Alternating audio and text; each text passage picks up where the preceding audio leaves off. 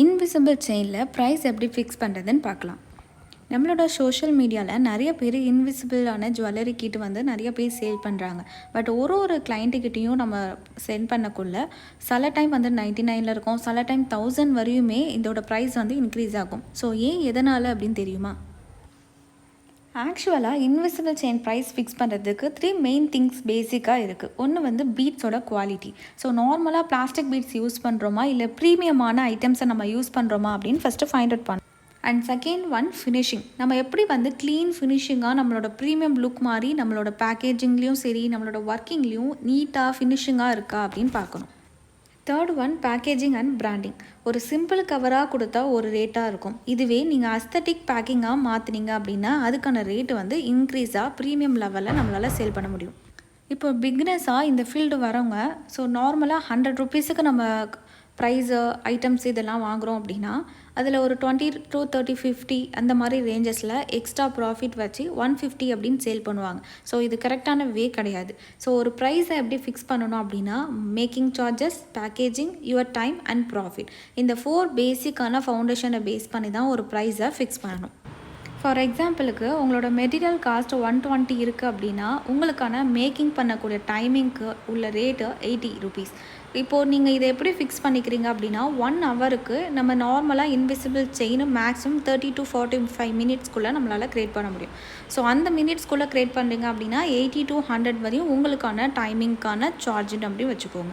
And next பேக்கேஜிங்க்கு வந்து எவ்வளோ அந்த கார்டு கவரு இதெல்லாம் நம்ம பர்ச்சேஸ் பண்ணுறதுக்கு 20 to 30 அந்த மாதிரி வச்சுக்கலாம். அண்ட் நம்மளுக்கான ப்ராஃபிட் எவ்வளோ இதில் வேணுமோ அந்த ரேஞ்சு வச்சுக்கணும்.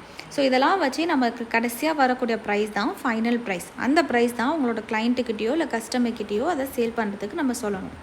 ஸோ இதுவே உங்களோட கஸ்டமர்ஸ் இந்த ப்ரைஸஸ் எல்லாமே ரொம்ப ஹையாக இருக்குதுன்னு ஃபீல் பண்ணாங்கன்னா நீங்கள் ப்ரீமியமான குவாலிட்டி ஐட்டம்ஸ்லாம் கம்மி பண்ணிவிட்டு நார்மல் ரேஞ்சில் இருக்கக்கூடிய ஐட்டம்ஸை நீங்கள் யூஸ் பண்ணி மெட்டீரியல் காஸ்ட்டை கொஞ்சம் கம்மி பண்ணிங்கன்னா உங்களுக்கு நார்மல் ரேஞ்சஸ் ஸ்டூடெண்ட்ஸ் எல்லாமே வாங்குற மாதிரி பர்ச்சேஸ் பண்ணிக்கிற மாதிரி நிறைய கஸ்டமர்ஸ் வந்து கிடைப்பாங்க. நம்ம என்ன ரேஞ்சஸில் சேல் பண்ணாலும் அதை நம்ம பர்ஃபெக்டாக சேல் பண்ணுறதுல தான் இருக்குது. அதில் என்னென்ன பண்ணலாம் அப்படின்னா நம்மளோட பிஸ்னஸ் வந்து இன்னும் நம்ம க்ரோ ஆகிறதுக்கு நம்மளோட சோஷியல் மீடியா பேஜஸ் ரொம்ப ரொம்ப இம்பார்ட்டன்ட். நீங்கள் எந்த அளவுக்கு உங்களோட ஒர்க்கிங்கை வந்து ஃபோட்டோஸாவோ ரீல்ஸாவோ ஷார்ட்ஸாவோ நீங்கள் எவ்வளோ அளவுக்கு ஸ்ப்ரெட் பண்ணுறீங்களோ அந்த அளவுக்கு உங்களோட பிஸ்னஸ் க்ரோ ஆகும்.